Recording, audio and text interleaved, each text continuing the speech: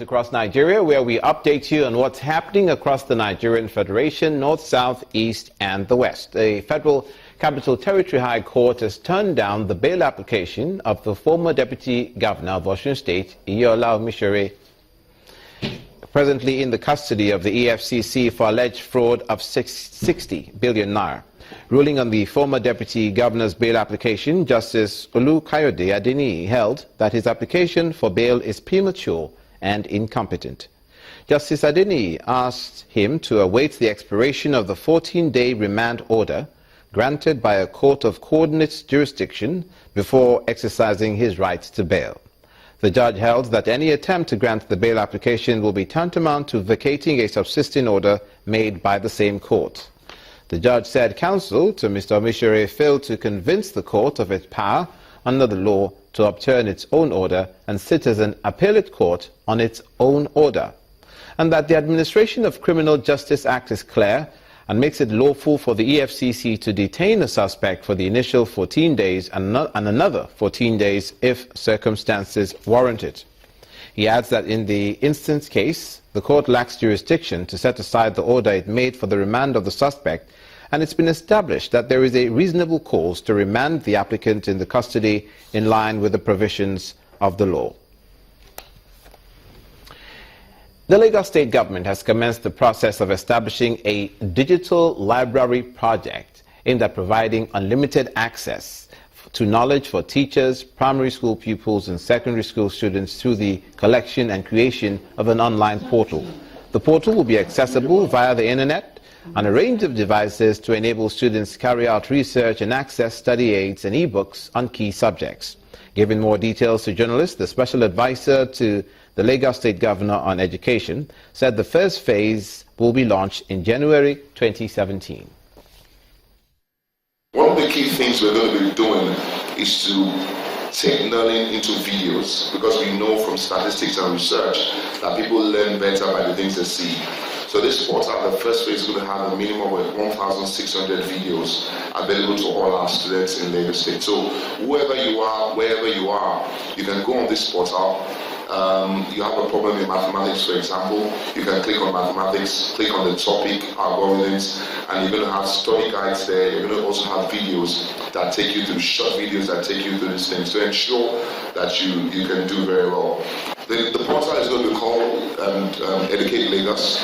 That's what the portal is going to be called, www.educatelagos.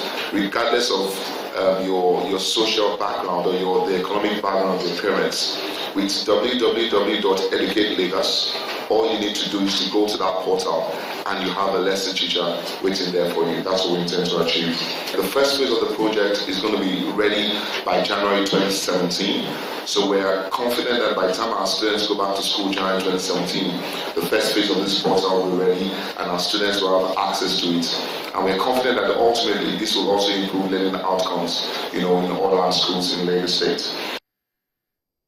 From the southwest to the southeast, officials of the Anambra State Materials Testing Laboratory have taken samples from a collapsed building in the state to determine the cause of the incident.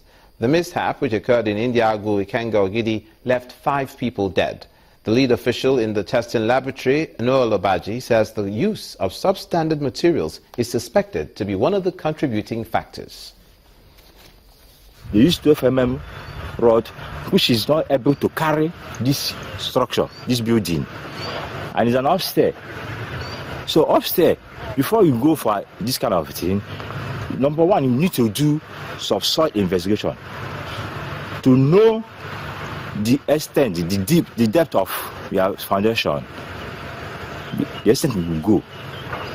You need the soil surface for your foundation, so that when you start your structure, when you start your building, then with that, our report or our results from the lab, the thing will help you to know the kind of foundation that you give to your building.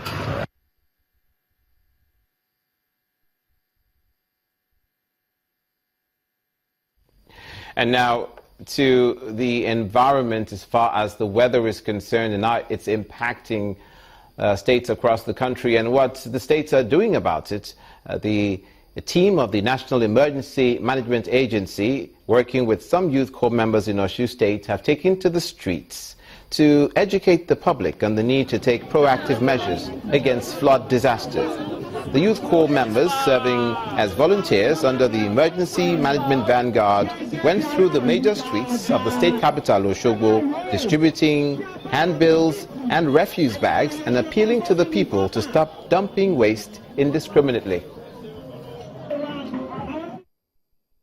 Now, the relocation of the Eke-Ukwu market in Imo State is being resisted by traders. The new location is not agreeable to the market women who staged a protest against the decision of the state government.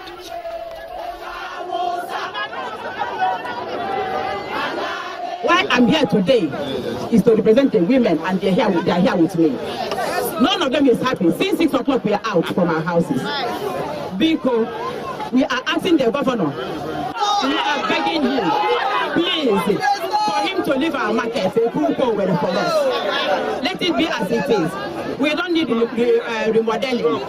We don't need rebuilding. We don't need reforming. Let it be as it is for us.